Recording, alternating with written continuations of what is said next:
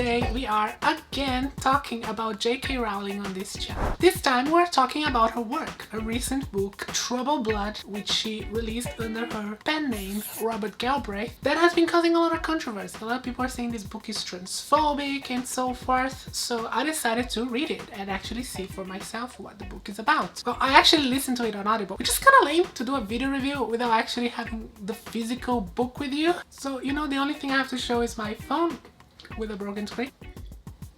Now, I'm not the first person to make a video about this book, and unlike the other reviewer, I actually listened to the whole fucking book. The Audible version is 31 hours. It took me about a week to go through it. I listened to it at work. So I find it very odd when someone is claiming to have read the whole thing in 24 hours and didn't even mention one character name through their whole review video. Very odd. But anyway, we're gonna roast that person a little more later.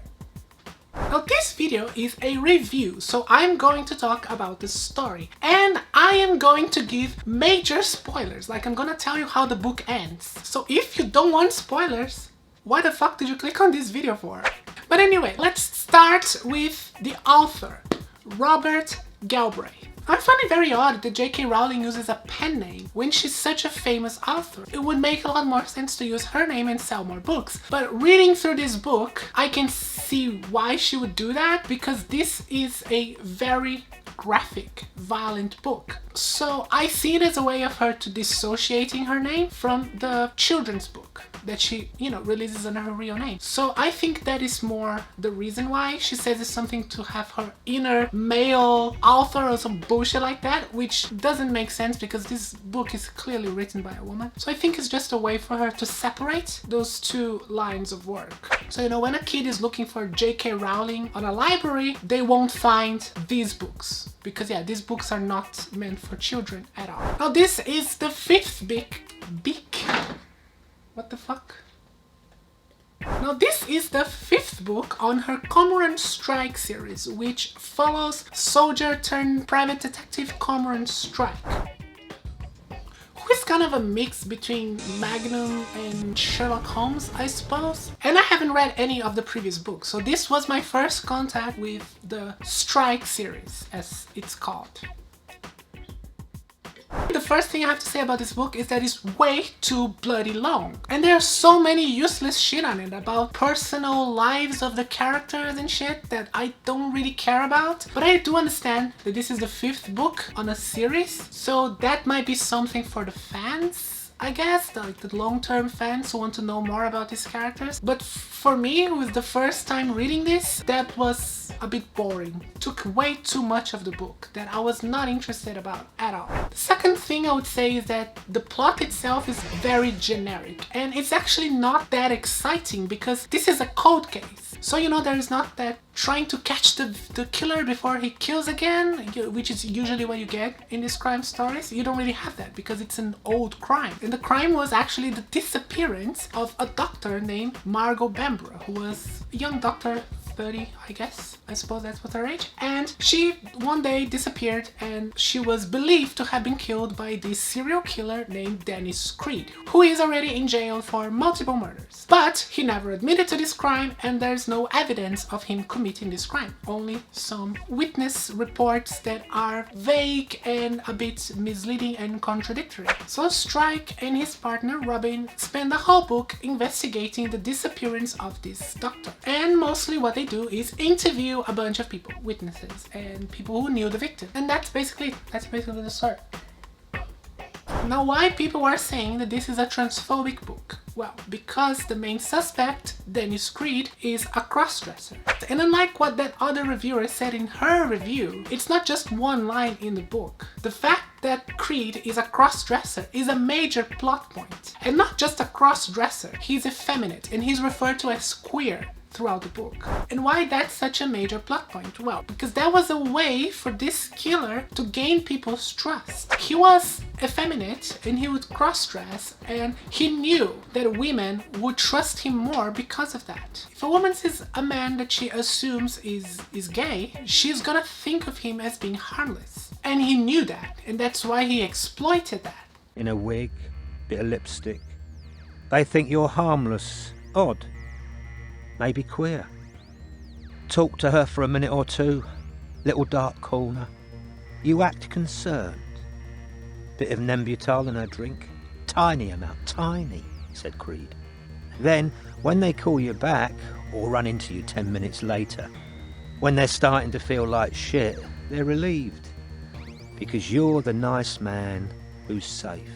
The MO of the serial killer was to lock his victims in his house's basement, where he tortured, raped them, and so forth. And the reason why his landlady never suspected anything is because she assumed that he was gay.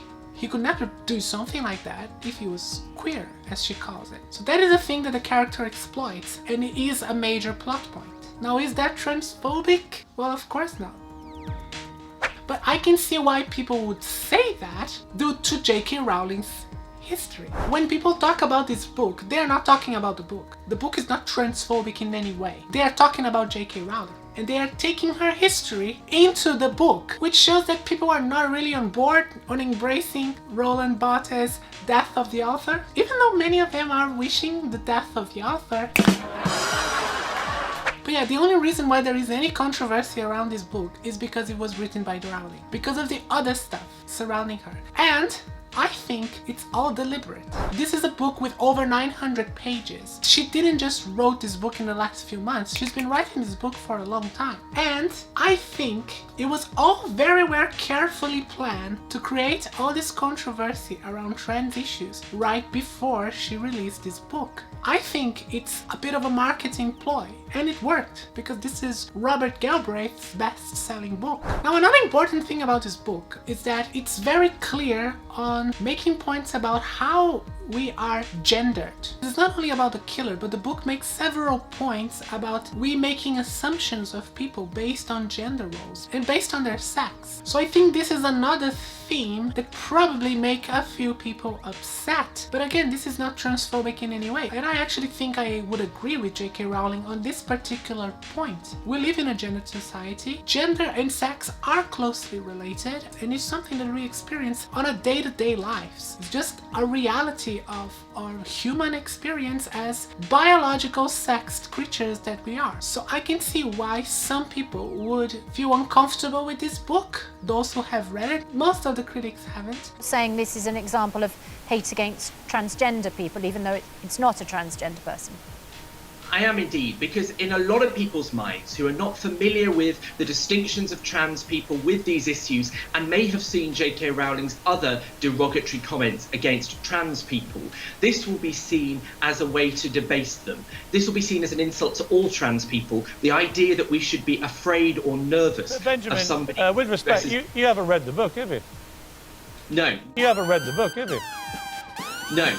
Honestly, if it was any other author, there will be no controversy. The controversy is not about the book, it's about Rowling. Now let's talk about the ending. Now the person who killed the woman who had disappeared was actually a woman, was a nurse. And she was also a very prolific serial killer. She killed a lot of people with poisoning. That's when we reach the major theme of this book, which is looks can be deceiving. That is the major point that she makes, and that bad people will exploit the assumptions that we make to take advantage of us. So the same way that Dennis Creed, the serial killer, took advantage of the fact that women felt safe around him because they thought he was queer, we have here a nurse that was killing people, taking advantage of them, basing on the fact that people will feel safe around her based on the fact that she was a nurse. Because that's how our psyche works. You know, we associate a doctor and a nurse with someone who will take care of you, not someone who will try to poison and kill you.